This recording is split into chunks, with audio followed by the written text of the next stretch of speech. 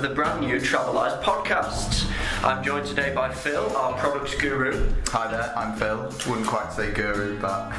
and by our Traveleyes founder director, Amar Latif. Hello, great to be here. So, what's coming up in this issue? Well, we have some exciting information about two of our upcoming trips, and then a quick chat about the big B word on everyone's lips, Brexit. But first up, let's talk about our holiday to Northumberland. Phil? I myself am from Scarborough, so the northeast is somewhere incredibly close to my heart. Oh, sorry about that, Phil.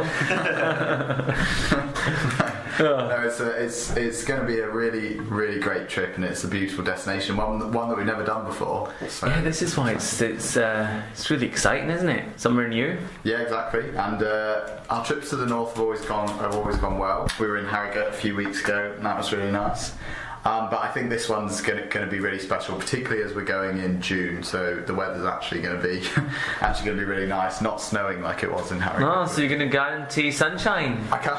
Oh, we should put that in our terms and conditions, shouldn't we? It is the north, so I can't guarantee the sunshine. So, what kind of things are we going to be getting up to in Northumberland, Phil? So, first of all, one of the best things about this trip is that we're going to be staying in Alnwick, which is a really charming, historic little town, and great for us because it's got a very compact centre, so very easy to explore. And it's also home to, of course, Alnwick Castle. Now, many of you will know Alnwick Castle as Hogwarts, but it's got much more history to it than just its connection with Hollywood.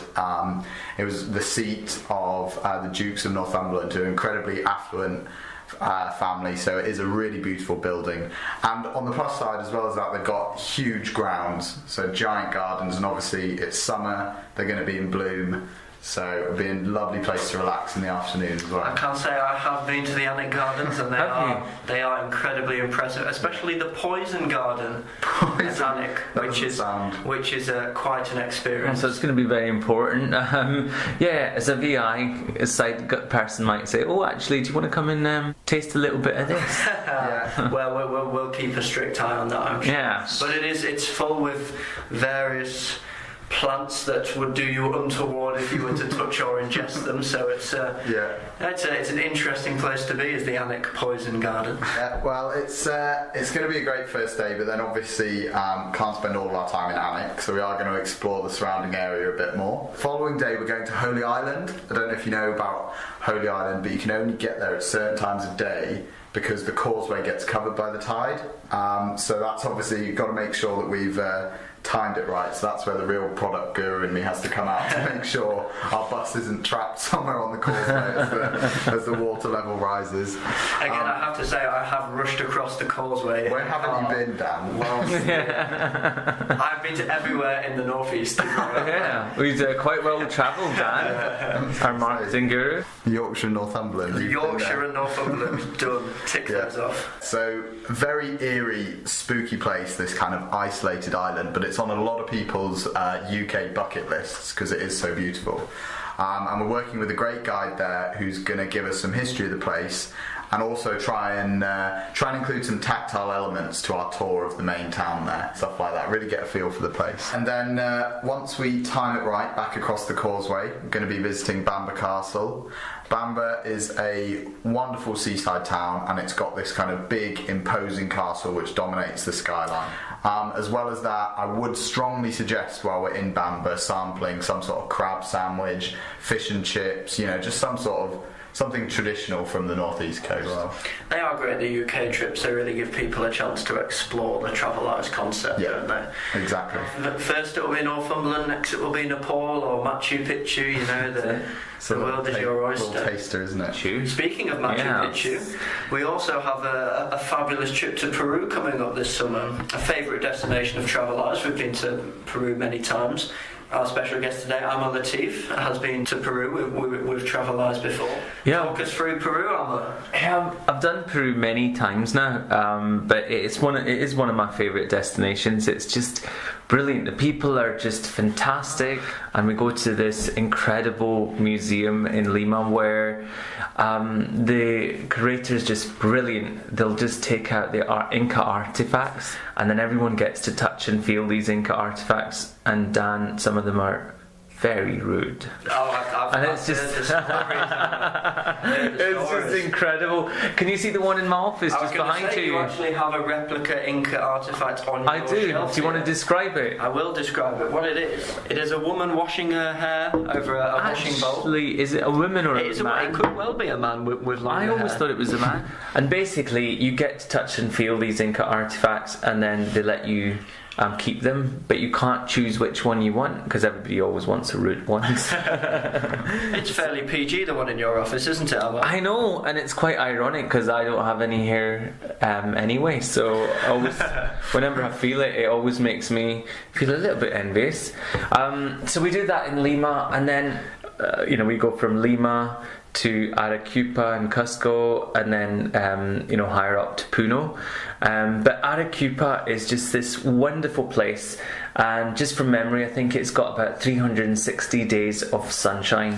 Wow. So Almost as much sunshine as Northumberland. that's it, yeah. So if you're really, really unlucky, you might be there, one of the 5 days out of the year when it's not sunny. So on our trip, we get the train up to Machu Picchu. One of the things I've always wanted to do. Surely it's got to be one of the most beautiful train rides pretty much ever. It is. It's amazing. We take the train from Cusco, and one of the things I like there is, even if you're visually impaired, it's incredible because we hire the most incredible tour guides that can really bring the description alive so that you get chills running through your spine.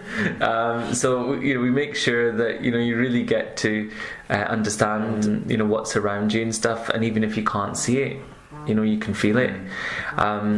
But one of my favourite places has to be the floating islands in Puno.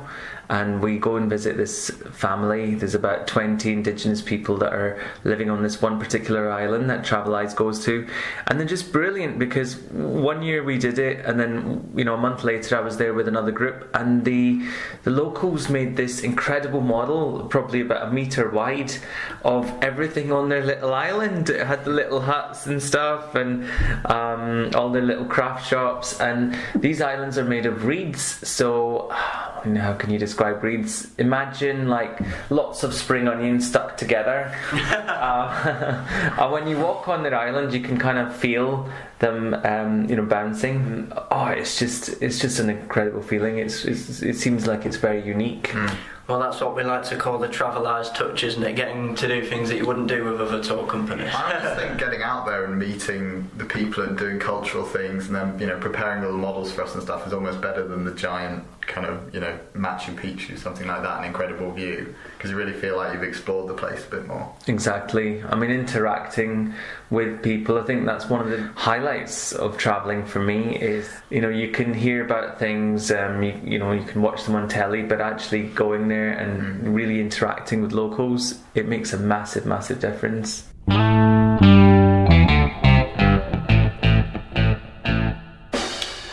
So now on to one of the biggest topics of the last year or so, and one that has implications for everyone, especially us in the travel industry, the topic of Brexit.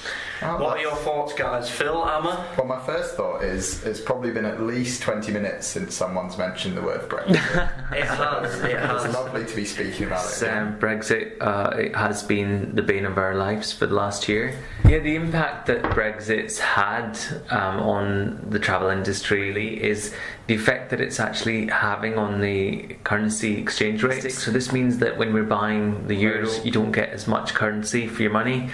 But I'm really proud to say that here at Traveleyes we've not increased any of our prices during that process, which really proud, and really proud of how the Traveleyes team have worked so hard to make sure that the prices aren't too badly affected going forward as well with the Brexit. Yeah, we certainly knew it was going to be a challenge in the products department when the vote was passed, and you think what's going to happen from here. And I think the biggest issue with it is just the uncertainty. I mean, the way I see it is you've only got one life, and you can't turn back the time. So I think it's just so important to get out there and experience so many things, see lots of places and meet lots of people, and it's not just being out there and experiencing it, but when you come back, you bring something back with you. I usually like to bring maybe a couple of Toblerones back from duty. Yeah, you can bring back some Toblerones or... In order of importance, it goes lifelong, life-affirming memories, Toblerones for family and friends. So don't fret, they'll always be duty-free for Toblerones. That's right. Well, with that thought, I think I'm going to go off and have a Toblerone. I think we're all going to go off and have a Toblerone. So thank you so much for listening to the first edition of the Traveleyes podcast. We hope you've enjoyed it, and we'll be back to talk to you soon. So thank you very much, Phil. Thank you, Dan. Thank you very much, Amar. Thank you, Dan. And I've been Dan, so thank you very much, and we'll see you next time.